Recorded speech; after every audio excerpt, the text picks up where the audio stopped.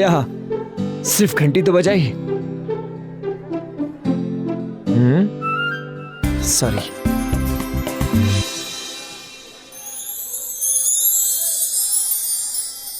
आपने मुझे मेरी रोली लौटा दी, इसके लिए बहुत बहुत धन्यवाद। Thank you Mata Rani.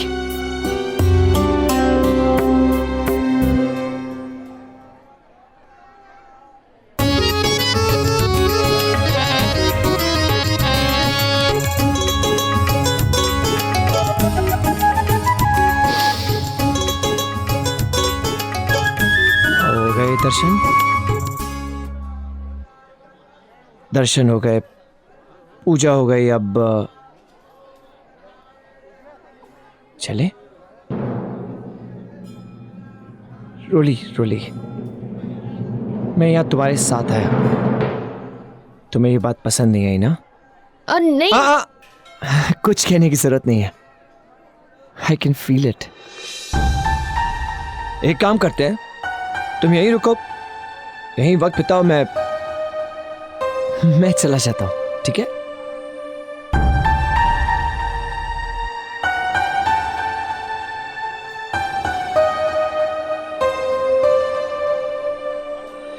मैं जा रहा हूं।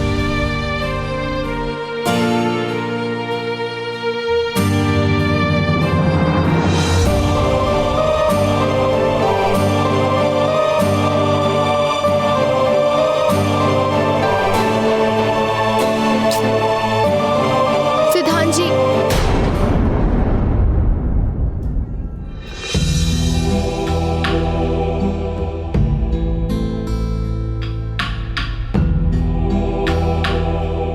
क्या हम मंदिर में थोड़ी देर और बैठ सकते हैं? अरे अकेले नहीं, क्या आप थोड़ी देर यहाँ रुक सकते हैं मेरे साथ?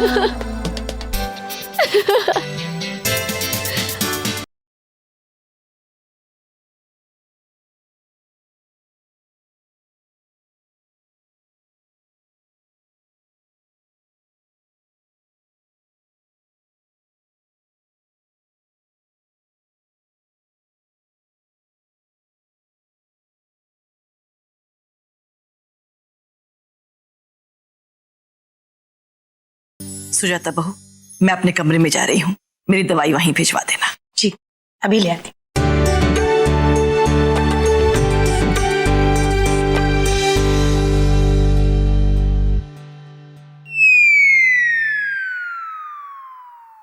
परी भाभी, आप रहने दीजिए, आप अपने कमरे में जाकर आराम कीजिए।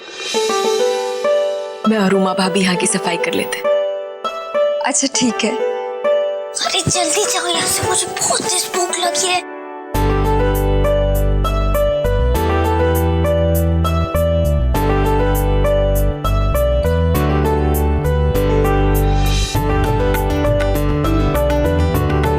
अब कोई नहीं है, अब आराम से खा सकता हूँ।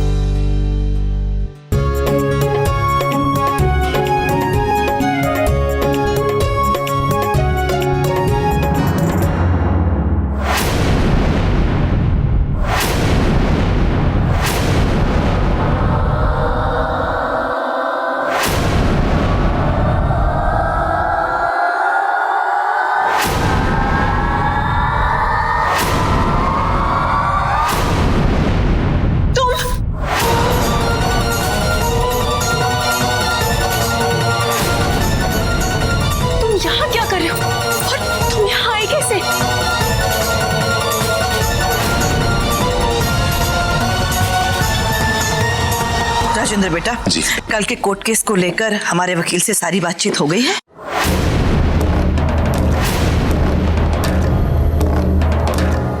माता जी,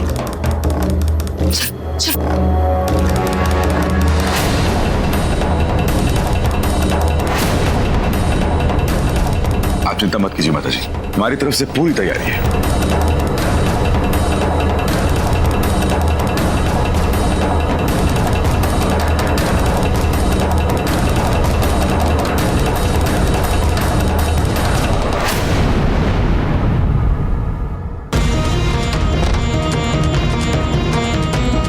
बाल बाल बच गए। अगर माताजी बंटू को देख लेती तो पता नहीं क्या हो जाता। बंटू, बंटू तुम यहाँ आए कैसे? तुम्हारी झुमकी दीदी ने तो तुम्हें लक्ष्मणपुर में छोड़ा था ना, अपने किसी जान पहचान वाले के यहाँ। तो फिर तुम यहाँ क्यों आए? तुम नहीं जानते तुम्हारा यहाँ रहना खतरे से खाली नहीं है। इसका मतलब मेरी झुमकी दीदी खतरे में है। इसके लिए मैं आया उनकी मदद करने।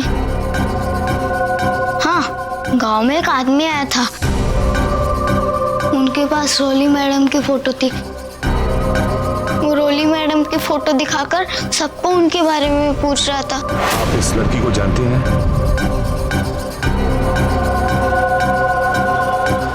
कहीं देखा है इसे? मैं झुमकी दीदी को होशियार करना चाहता था, इसलिए मैं उस आदमी की गाड़ी के डिक्की में छुपकर यहाँ तक आ गया। मैं अपने दीदी के बिना ज्यादा दिन दूर नहीं रह सकता। तुझे ऐसी हालत में भी शैतानी सोच रही है और मेरी यहाँ जान निकली जा रही है। आपकी जान कैसे निकलने दूंगी मैं? आपकी जान तो मेरे अंदर है ना।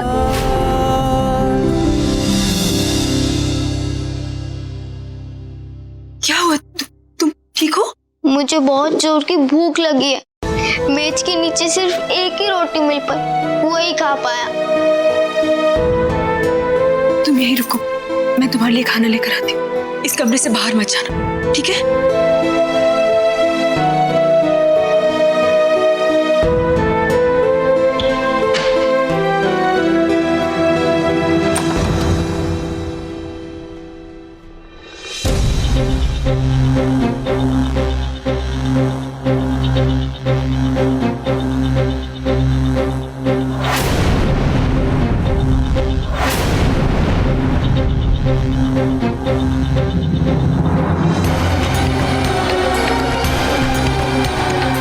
ओ सिमर,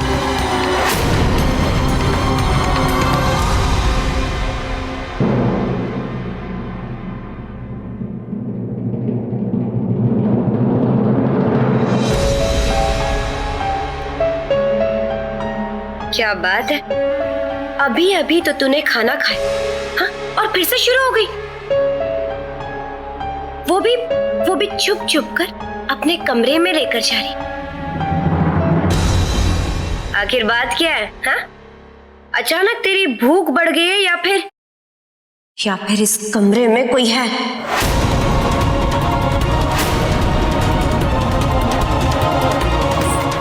भूख मुझे लगी है। मैं अपने कमरे में बैठकर खाऊं या कहीं और, तुमसे मतलब? कुछ तो बात है जो ये सिमर मेरे से छिपाने की कोशिश करी।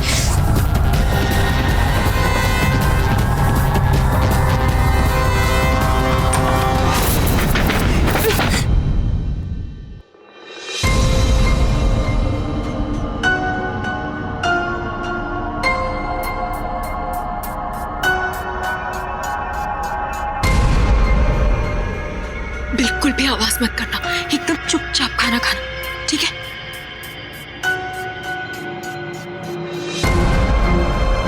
साला, कोई आवाज भी नहीं आ रही। कुछ समझ में नहीं आ रहा कि अंदर कौन है।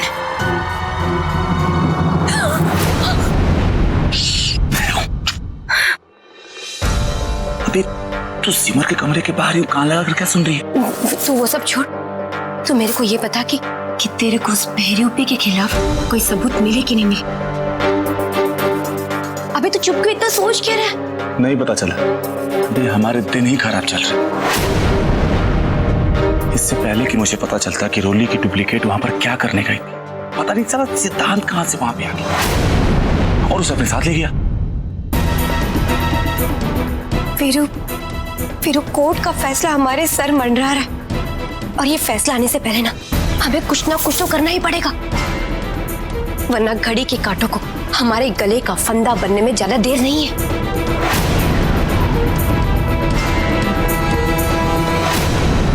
तुम दोनों बड़े ही पावन दिन पर आए हो।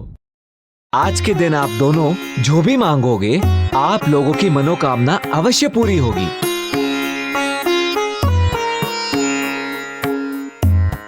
ये लीजिए। ये क्या है? ये मन्नत का धागा है। पति पत्नी दोनों मिलकर जब प्रार्थना करते हैं ना, तो उनकी प्रार्थना की शक्ति दुगनी हो जाती है और माता रानी उनकी हर मनोकामना पूर्ण करती है। अगर ये धागा बांधने से शादीशुदा लोग खुश रहने लगे तो बेचारे तलाक करवाने वाले वकीलों का क्या होगा?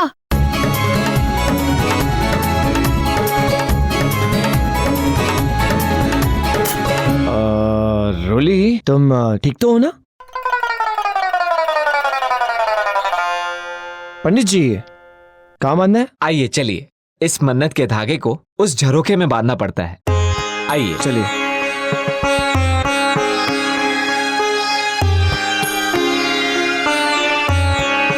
आइए, ये मन्नत का धागा यहाँ बांध दीजिए। माता रानी की कृपा से आप दोनों का साथ और प्यार हमेशा बना रहे। तारा बंटू घर पर अकेला होगा, पता नहीं यहाँ और कितनी देर लगने वाली है हमें। और ऊपर से ये पंडित, लगता है पूरे साल की पूजा आज ही करवा लेगा। पंडित जी, मेरी मन्नत तो पहले ही पूरी हो गई है। मेरी रोली जो मेरे पास वापस आ गई है। बस अब यही दुआ है ऊपर वाले से कि हम हमेशा हमेशा के लिए एक दूसरे के साथ रहें, एक दूसरे के पास रहें।